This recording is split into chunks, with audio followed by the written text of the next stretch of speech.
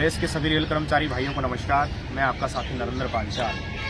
जैसा कि साथियों आपको पता है कि आज दिनांक 3/12/24 को माननीय सर्वोच्च न्यायालय के अंदर अपना central railway track maintainer union and all India railway track maintainer union जो कि प्रतिवादी के रूप में अपीयर हुए थे, उनके मामले को अर्जेंट मेंशनिंग के बाद भी सुनवाई का अवसर नहीं दिया गया है।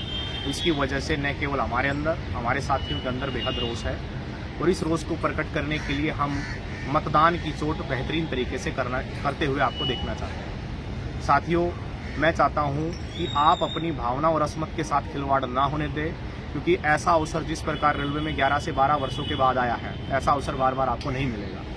इस बार आप पटरी से उठकर जिस ट्रैक मेंटेनर कर्मचारी ने अपने आप को अपनी ताकत का एहसास करवाने के लिए रेलवे के प्रत्येक स्टेशन जाकर और प्रत्येक कार्यालय जाकर एक नए संगठन को वोट करने की अपील की थी, वो संगठन all India railway track maintainer union अपने आप में फेडरेशन को भी धराशायी करने के लिए पूरी तैयारी पर था। और इस बात का एहसास न केवल विपक्षी दलों को बल्कि सरकार को भी एहसास हो चुका था कि इस बार ग्रुप डी का कर्मचारी निश्चित तौर पर बदलाव की गुहार लगा रहा है और वो इस बार वोट की चोट के जरिए बदलाव करेगा।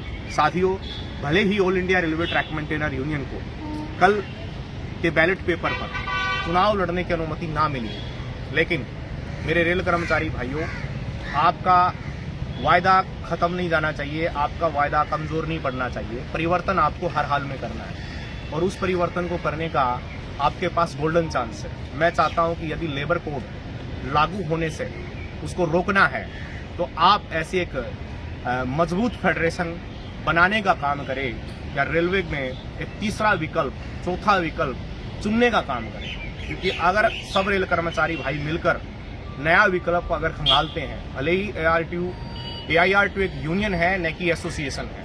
आज हमने नामांकन भर के साबित किया कि हम ट्रेड यूनियन के अधीन काम करते हैं, सब रेल कर्मचारियों के लिए काम करते हैं। साथियों, आप लोगों के प्रचार के दौरान बहुत सारी उम्मीदें आपसे अन्य विभाग के कर्मचारियों ने भी जुटाई है। तो अब तक रेल कर्मचारियों में ट्रैक मेंटेनर विभाग के लिए, इंजीनियरिंग विभाग के लिए हमारी यूनियन ने बिना मान्यता के भी अरबों खरबों रुपए का लाभ आपको दिलाने का काम किया। यदि आप भले ही आज सत्ता में नहीं हैं, लेकिन आज सत्ता तक बिना PNM में बैठे भी आप PNM में आपकी चर्चाएं हो रही हैं। विपक्षी दल ही नहीं, इवन सरकार भी अपने मुख से ट्रैक मेंटेनर पक्ष में बात कर रही है। साथियों, ये कमाल है आपके संगठन all India railway track maintainer union का। मेरी आपसे हम्बल अपील है, ये अवसर दोबारा नहीं आएगा। मैं चुनाव का बहिष्कार करता हूं। क्यों? क्योंकि हमें चुनाव का, जिस प्रकार देश में प्रत्येक व्यक्ति को स्वतंत्रता का अधिकार है, लोकतांत्रिक तरीके से जब हमारी यूनियन को माननीय हाई कोर्ट बॉम्बे ने परमिट कर दिया था, तो उस प्रकार उसके बाद हमारे साथ धोखा करके सरकार, केंद्र सरकार, union of India supreme court में SLP दाखिल करती और हमें आज भी सुनवाई का यदि अवसर देती तो निश्चित तौर पर कल की डेट में आपका all India railway track maintainer union 14 नवंबर की तरह आपका बैलेट पेपर पे आपका नाम और चुनाव चिन्ह ला सकता था। साथियों, हौसला आपका कमजोर नहीं है, उम्मीदें टूटनी नहीं चाहिए। ये आपके संगठन का पहला इम्तिहान था। आने वाले समय में रेलवे के अंदर यदि कुछ बड़ा बदलाव आप देखना चाहते हैं तो नया विकल्प चुनिए। हमारी यूनियन अपने शब्दों में स्पष्ट कह रही है कि हम किसी भी संगठन को समर्थन नहीं करेंगे। All India railway track maintainer union समर्थन ले सकता है, लेकिन समर्थन किसी को देगा नहीं। लेकिन अपने साथ जुड़े सभी रेल कर्मचारियों को पूर्णतः अवसर देता है, आपको स्वतंत्रता का अधिकार देता है, मतदान करने का अधिकार देता है।